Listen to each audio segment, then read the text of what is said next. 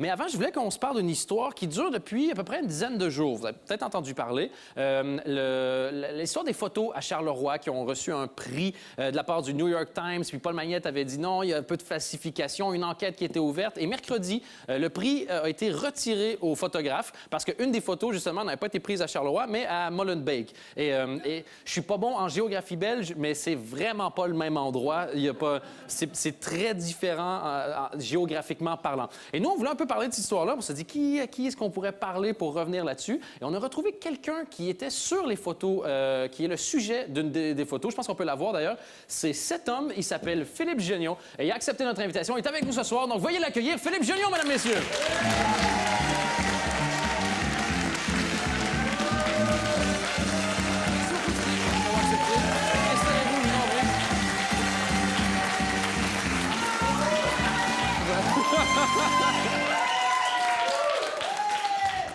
So you want to talk about the body?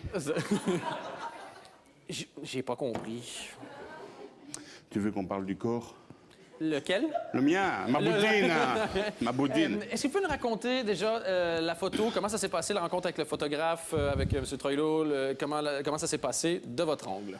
Mais il m'a contacté un jour, il m'a dit voilà, je veux faire des photos artistiques à Charleroi, donc pas sur Charleroi. OK. Et voilà, vous êtes un écrivain connu, parce que moi je suis un peu en wallon un bekende Waals, un wallon connu. Ouais, pas comme les... J'ai entendu les bekende... Bekende Vlaams, bekende Waals. Mais un wallon connu, c'est un petit peu con parce que j'ai pas l'air si bête quand je suis à poil. Ouais. Mais et voilà, je suis venu voir les bouquins pour mon bar à vin, dont je ne dirai pas le nom parce qu'on fait pas de pub, mais où tous les sacs à vin de Charleroi se retrouvent.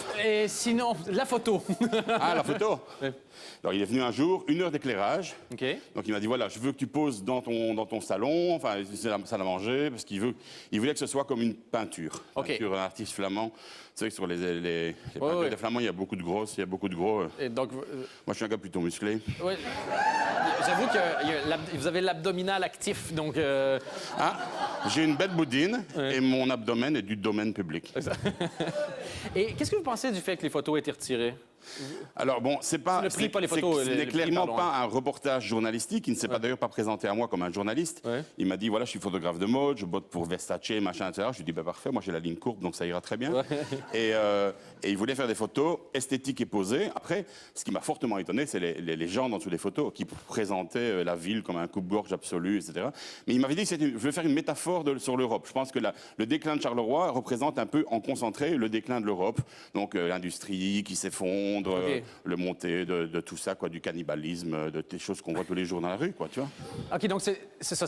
À la base, c'était vu comme un projet artistique, et après, ça a été vendu plus ou moins comme un projet... Et c'est ça, pour vous, qui a été le grand problème? Il a en tout cas rentré dans une catégorie qui s'appelle Stories, où ça peut être des photos prises à un endroit pour démontrer une histoire. Donc, je pense qu'il l'a rentré honnêtement, mais par contre, il y a une photo, apparemment, qui n'est pas prise à Charleroi, donc...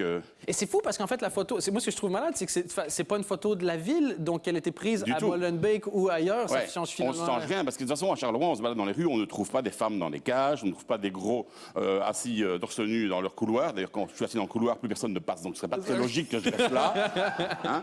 Et voilà, donc toutes ces choses qu'il a photographiées, c'était clairement des mises en scène. Il y a une photo de personnes qui font l'amour joyeusement dans une voiture, sur un terrain vague. Mais toi, si tu fais ça, est-ce que tu laisses les phares allumés? Est-ce que tu installes une lumière bleue à l'intérieur de ta voiture? Personnellement... Mais surtout s'il y a des gens qui font l'amour dans une voiture... Moi, déjà, il me faut un Hummer pour faire ça. Ouais.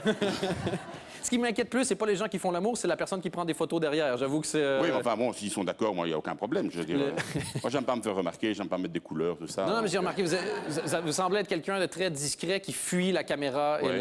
Ça avait dû être difficile à convaincre de faire des photos.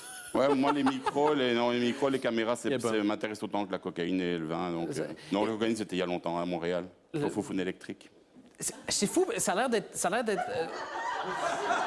Il va falloir expliquer les foufounes électriques. Une mini précision. Au Québec, les foufounes, ce sont les fesses. Et les foufounes électriques, c'est un club underground.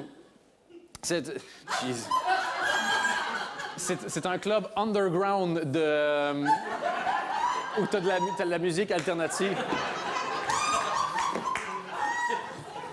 Et ensuite, tu avais encore une question.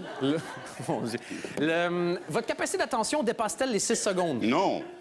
C'est pour ça que je préfère des réponses courtes. À partir de maintenant, je vais poser des questions sans des réponses courtes. Caracas. C'était au cas où ta question était quelle est la capitale du Venezuela. Ça, c'est pas être bien, mais la question était plutôt est-ce que vous avez eu des contacts avec M. Troilo depuis... Non, j'ai envoyé un email pour lui dire ce qui se passait à Charleroi, mais à mon avis, il doit être fort occupé à répondre à toute une série de questions de policiers ou je ne sais quoi. Mais...